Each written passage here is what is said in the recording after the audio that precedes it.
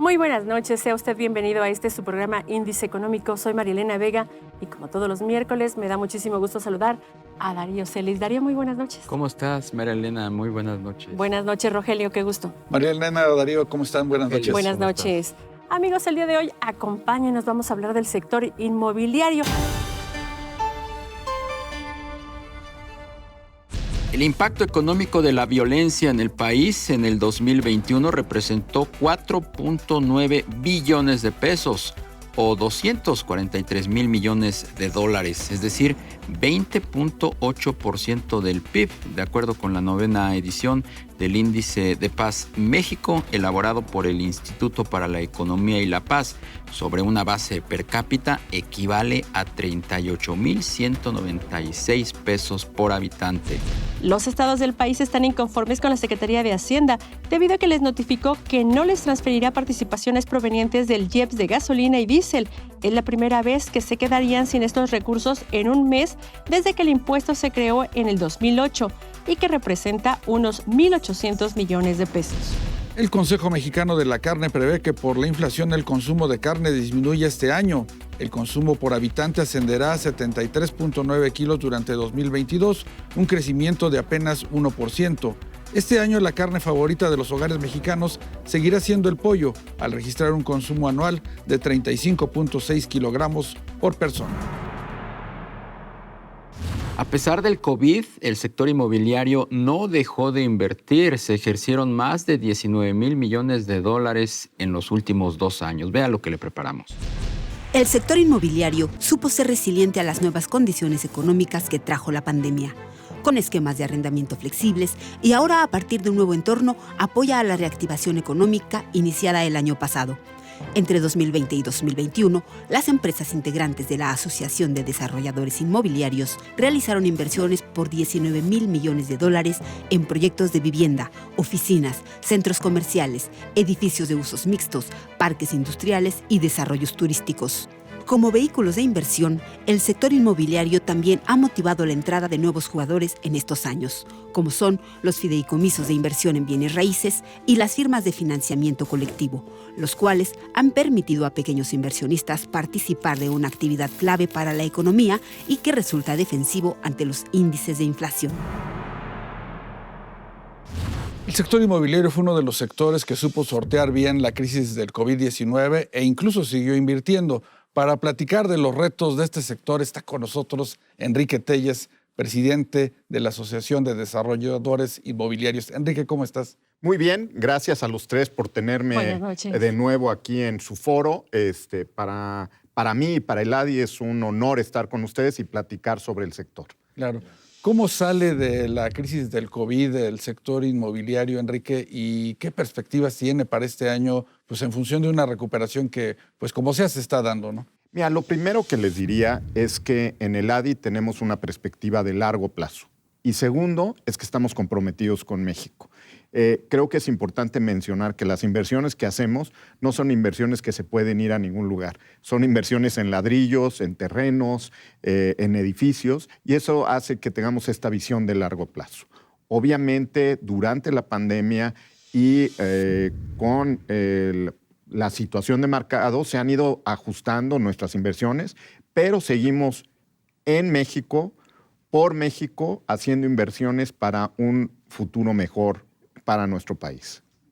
¿Estás hablando de qué tantas inversiones, qué tanto se ha movido o qué sectores o qué rubros son los que se han tenido mayor dinamismo? A ver, en general, en el ADI, para lo que sería el periodo de este sexenio, tenemos los datos que nos da hoy la proyección son entre 18 y 20 mil millones de dólares de inversión en todas las ramas del sector. Ahora, déjame entrar rama por rama. Creo que eso es importante, porque cuando hablas del sector inmobiliario, no solo hablas del sector habitacional, sino hablas de muchos otros. Déjame empezar por lo que va muy bien. Lo que va muy bien es el sector industrial, gracias principalmente al nuevo Tratado de Libre Comercio y la certeza de que vamos a seguir ligados a los mercados de Estados Unidos y Canadá. Y eso ha hecho que el sector industrial, a pesar de la pandemia, haya tenido un crecimiento muy importante. aunado al tema de nearshoring, que es esta idea de que cosas que se hacían en el Oriente Lejano hoy se deben de hacer de manera más cercana para tener la disrupción más pequeña o menor en las cadenas productivas. Entonces, de eso hay un beneficio para México y lo estamos viendo en el sector industrial, donde ha habido una inversión muy importante y seguirá habiendo en los próximos años una inversión importante en ese sector, complementado con temas de logística local. Principalmente creo que todos hoy compramos hasta el súper, hasta las naranjas y los jitomates a través de línea. Entonces eso hace que los temas de logística de última milla complementen esta visión. Me queda muy claro que los desarrolladores afiliados a la ADI están muy entusiasmados en desarrollar plantas e instalaciones industriales. Históricamente se ha hecho siempre en el norte del país, pero ¿qué tan comprometidos están ahora con el sureste? ¿Qué es lo que le importa a este gobierno desarrollar? A ver, yo lo que te diría es, en el tema del tren transísmico y mismo el tren del sureste que va por toda la Riviera Nayarita y llega a Yucatán, creo que hay un potencial muy importante, principalmente para la agroindustria. ¿Por qué? Porque hoy, si te fijas, toda la costa chapaneca y oaxaqueña tiene un potencial muy alto para producir productos que pueden acabar en los mercados del este de Estados Unidos y a veces por temas de transporte no llegan allá. Entonces, esta es una oportunidad para hacerlo. Entonces, estamos analizando en el ADI armar clústeres de espacios refrigerados que nos permitan llevar plátano, mango, aguacate y otros bienes de esos estados hacia la costa este de Estados Unidos, conectando el Pacífico con el Golfo de México y mismo con el Caribe, y de ahí en barco o en avión hacia Miami y todavía más al norte en la costa este de Estados Unidos. Empecemos por la agroindustria, que nos va a ayudar mucho. Claro. Enrique, en un escenario de alza en tasas de interés, no solo en México, sino en diferentes mercados, ¿cómo esperas que se comporte el sector inmobiliario? ¿Qué retos tiene, pues sobre todo en este nuevo entorno financiero? A ver, hablemos ahí tal vez de la parte de vivienda, ¿no? Sí. Y ahí yo te diría que obviamente afecta tanto la oferta como la demanda. Y en la parte de demanda, creo que sí es importante mencionar que nuestros colegas de los bancos han entendido la importancia que ellos tienen, y a pesar de que las tasas se han venido ajustando, no hemos visto que se ha pasado, digamos, la alza completa a las tasas de los créditos hipotecarios. Y eso es muy importante. Y seguimos teniendo créditos hipotecarios históricamente bajos a comparación de otros periodos donde teníamos tasas similares. No se están reflejando necesariamente uno a uno en el producto final, y este es el momento, yo te diría, para los compradores para tomar esto. Que en términos relativos, desgraciadamente, los costos, el aumento de costos de los insumos de la producción de casas ha sido muchísimo más importante. Hemos visto aumentos del acero del más del 50%, del cemento y el concreto de más del 40%, y algunos otros insumos. ¿Y no han visto escasez de insumos? Porque muchas empresas o muchas industrias están padeciendo de escasez de insumos. Y yo lo que te diría que, por ejemplo, en el acero, parte del incremento en el precio está dado por una escasez de producto.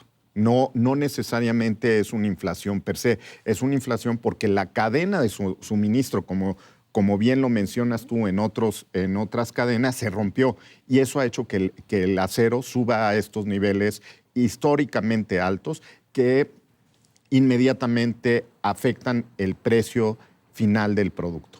El reflejo de estos precios, estos aumentos en el precio, gran parte se debe a la ruptura de las cadenas de suministro de varios de los productos que hoy necesitamos en la industria inmobiliaria. Ya hablamos, Enrique, del sector industrial, de la vivienda o residencial. ¿Qué hay con las oficinas? Fueron momentos muy críticos estos dos del COVID, donde pues se tuvieron que poner inquilinos y empresas, desarrolladores, pues de acuerdo para sobrellevar esta situación. Mira, yo lo que te diría es, Como bien lo mencionas, uno de los subsectores más afectados fue el de las oficinas. ¿Por qué? Porque por razones sanitarias todos dejamos de ir en algún momento a las oficinas y tomamos el trabajo remoto.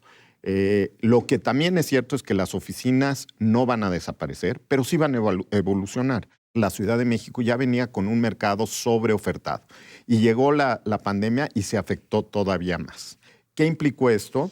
Que los precios de las rentas se comprimieran de manera importante entre el 25 y el 30% contra los precios del 2019. Y segundo, es que muchos de los precios eran en dólares, principalmente de las oficinas AAA, y hoy lo que estamos viendo es que la mayoría de las rentas son en pesos. Entonces, hay ese cambio muy importante. Este año, la expectativa que tenemos, después de 2 años en donde hubo una desocupación neta histórica en el crecimiento de oficinas a nivel nacional, salgamos tablas, salgamos en cero. Tal vez salgamos un poquito por arriba, eso esperamos, pero al final de los días estables. Y poco a poco empezaremos a ver el crecimiento.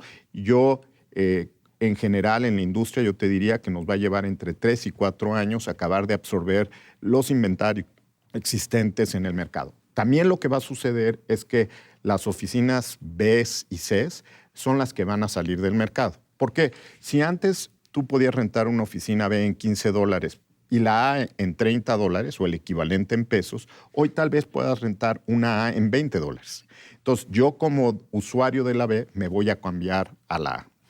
Y de hecho, lo que sí estamos viendo, en particular en la Ciudad de México, que hay este programa de reconversión que la jefa de gobierno está apoyando, es dónde se está dando. Generalmente no se hace en los nuevos edificios, sino es en estos edificios que además de todo presentan características más apropiadas para su reconversión, porque son plantas más chicas, la localización es correcta y además de todo la reconversión le va a traer un valor añadido tanto al usuario como al dueño de la propiedad. Pues Enrique Telles, presidente de ADI, gracias por acompañarnos esta noche en Índice Económico. Sin duda un sector muy importante, no solo para la capital del país, sino para todo el desarrollo de nuestro querido México. Sin duda alguna, en el ADI, los más de 75 miembros estamos en todo el país y, de nuevo reitero, con un compromiso de largo plazo con nuestro país. Gracias. Buenas noches. Importante que un sector como el inmobiliario no haya dejado de crecer, aún en pandemia. Las inversiones y el ahorro de largo plazo dentro del sector, pues parece ser que fue actor fundamental, Darío, Rogelio. Pues sí, lo que pasa es que son proyectos que traen su periodo de maduración. Se atravesó el COVID, pero pues ya estaban en proceso, en marcha y se terminaron en ese periodo. Y estamos hablando pues sobre todo de desarrollos en el sector industrial, nuevas plantas, centros de almacenamiento, que pues bueno, están dinamizando de alguna manera la economía y ayudaron durante la pandemia, Darío, María Elena. Pues qué bueno, ojalá que así siga y que no se entorpezca por esta volatilidad económica que tenemos. Buenas noches, Darío. Buenas noches, María Elena. Rogelio, buenas noches. Buenas noches, Darío.